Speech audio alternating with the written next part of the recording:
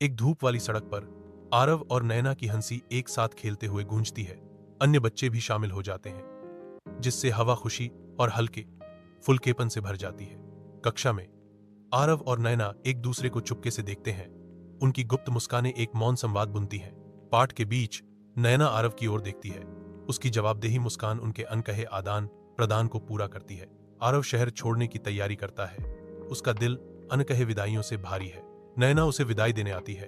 उनकी आंखें विदाई के साझा दुख को दर्शाती हैं, भले ही उनके दिल दुख रहे हों। वे एक दूसरे को आशा और प्रोत्साहन के शब्द देते हैं। मीठे और कड़वे मुस्कानों के साथ वे एक दूसरे को शुभकामनाएं देते हैं। आगे के रास्तों की अनिश्चितता को गले लगाते हैं। शादी में आरव और नैना सालों बाद अप्रत्याशित रूप से मिलते हैं। एक दूसरे को पहचानते ही उनके चेहरों पर हैरानी झलकती है। उनके बीच हवा में चुप्पी छा गई, अनकहे शब्दों और यादों से भरी हुई।